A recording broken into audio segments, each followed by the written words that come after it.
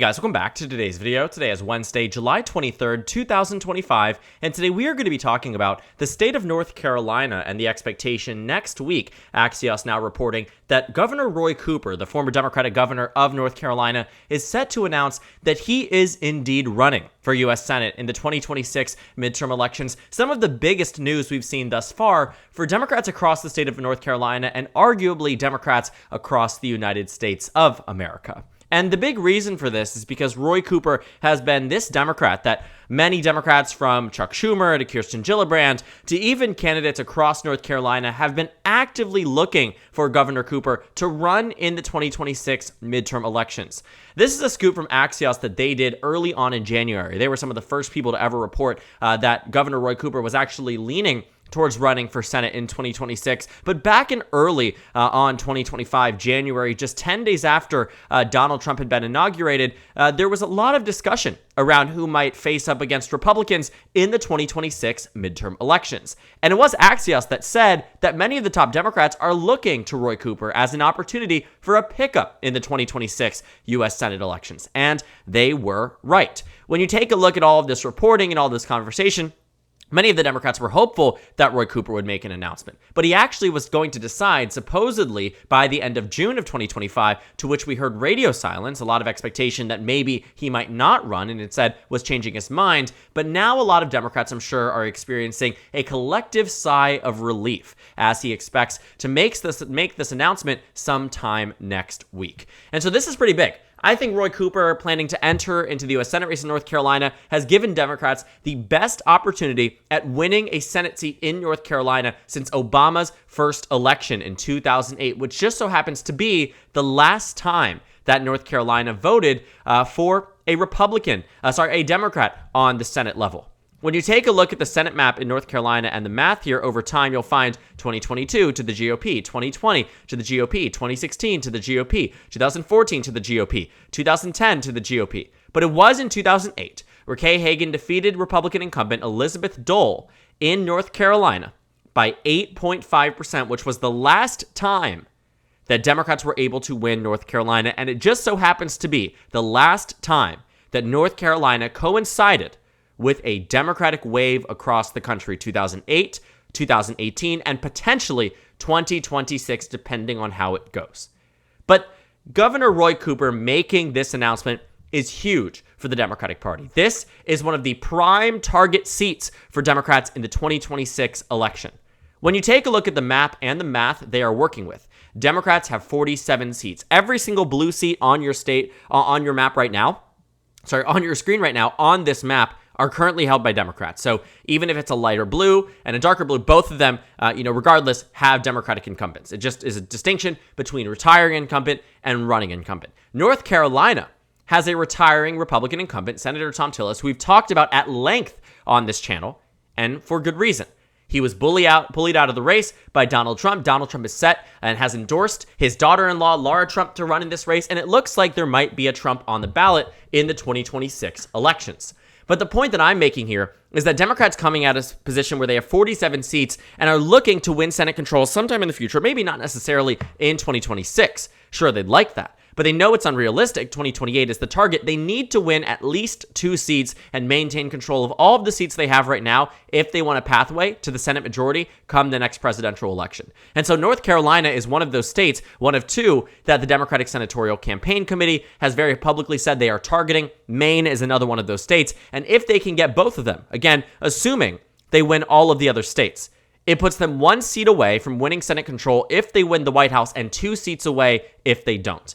And the 2028 map is actually a lot more favorable to Democrats in the hypothetical with states like Wisconsin and, yes, North Carolina back up again that might be able to flip in favor of the Democratic Party. But again, coming back to where we are in 2026, a big reason why this is a pretty big get-to for Democrats is that based on who their candidates were right now, you do have Don Davis, who right now is a U.S. representative from North Carolina's 1st, who is public express interest. I'm speedrunning here. Wiley Nickel is the former U.S. rep who ran in 2022 won his election under a fairer map on North Carolina. Republicans redistricted it ahead of 2024. He ended up not being able to run for re-election, decided now he's going to pivot, run for Senate in 2026, and so he's the only major declared candidate. But Roy Cooper, now jumping into the fray, very much looks like he's going to be in a position where he's going to easily win this nomination. I imagine Wiley Nickel probably will drop, run for something else, maybe something in 2 years. Who knows? But the point is, Roy Cooper will more likely than not be the Democratic nominee for Senate, and he arguably is one of the best candidates that they have. Against Laura Trump, against Tom Tillis, he consistently leads in the polls against these Republican opponents. And given his electoral history, I would bet these polls are correct.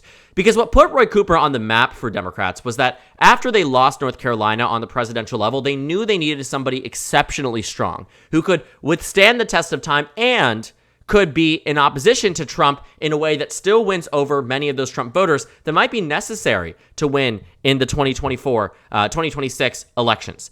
And so thinking about where Roy Cooper comes from in terms of electoral background, in 2016 was the first time that people really started talking about Roy Cooper as a major candidate in North Carolina. He was attorney general. He had been, come off good elections in 2012, but 2016 was his first real test. Donald Trump just defeated Hillary Clinton here by about 2.8%, or about 3 points. And so what Democrats knew they needed to do was that they needed a candidate who can win in 2026 against the odds. And that's what Roy Cooper did in 2016. While Donald Trump was winning it on the presidential level, Roy Cooper was winning it on the Democratic side in the U.S. Senate races. In the governor's race. He was winning against a Republican incumbent in North Carolina, and he did so across the state, winning over a significant chunk of Trump voters. You can see here Donald Trump got about 2.3 million votes, nearly the same exact number that Roy Cooper got in the governor's race. But then fast forward 4 years.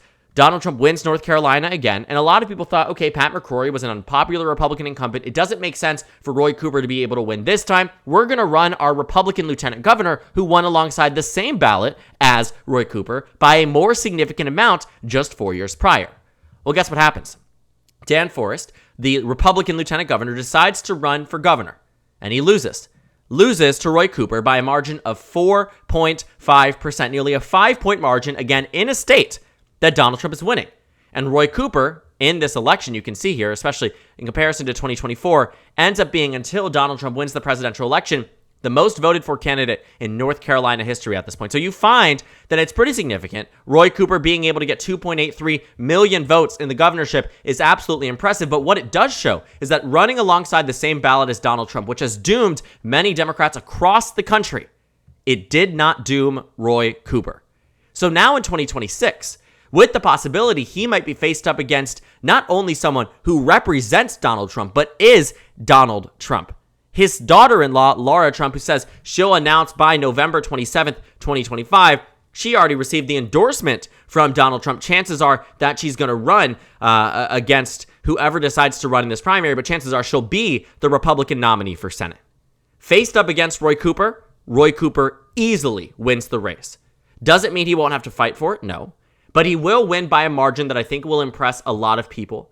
We'll put him on the map for potentially being a VP in 2028. We'll put him on the map in the Senate, being able to win back a seat here for the Democrats for the first time, winning an election here since 2008 for the Democrats. I mean, this would be pretty notable. Democrats have not won a nationalized race in North Carolina on the Senate level or the presidential level since 2008. That was also the last time Democrats won it on the presidential level. So keeping that in mind, thinking about where you are in 2026, very good circumstances for Democrats can put them in a pretty favorable position against the odds, against really what has been a stacked up, lined up consistency in terms of Senate years that they are running, where it coincides either with a red wave or a good year for Republicans on the presidential level in North Carolina. Whether it's running alongside the same ballot as Trump twice, 16 and 20, whether it's running alongside, Trump midterms or Democratic midterms, 14, 20, where it's not good, or 22 rather, where it's not good for the Democratic Party.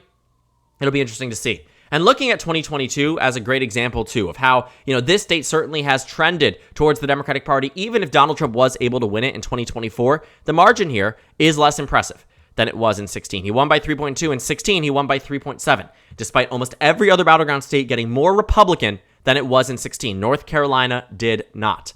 And thinking about how it voted in 2022, when the National Democratic Party did not invest in this race, Ted Budd was the hand-picked, manicured candidate for the GOP, and look what happened. He only won by 3.2%. nearly the same margin that Trump won by in 2024. And so thinking about what will happen with Roy Cooper running, Democrats will be in a very good position. It'll move North Carolina into, a very comfortable position for Democrats as they navigate the next year and a half. It won't be guaranteed, and it won't be Democrat plus 15. But it will be in a position that Democrats can rely on a victory here and can rely on Governor Roy Cooper to deliver, as he did in 16, as he did in 20, and as he will do in 2026. And with a lot of investments from the National Party, I can guarantee you're already going to see it because they wanted him to run in the first place. And this is one of two target states. It's not like a traditional Senate map where Democrats are targeting everywhere. That's what happened in 2018 when Democrats were competing. They were sending money everywhere. They were sending it to Pennsylvania, Michigan, Wisconsin, Ohio, West Virginia, Indiana, Missouri, Tennessee, North Dakota, Mississippi, Montana, Arizona, Nevada, Florida, Texas, right? They were competing everywhere. I kid you not. Dispersed. This time around, there'll be two primary targets on the Republican side: Maine and North Carolina. On the Democratic side, Georgia, Michigan, New Hampshire. That's it.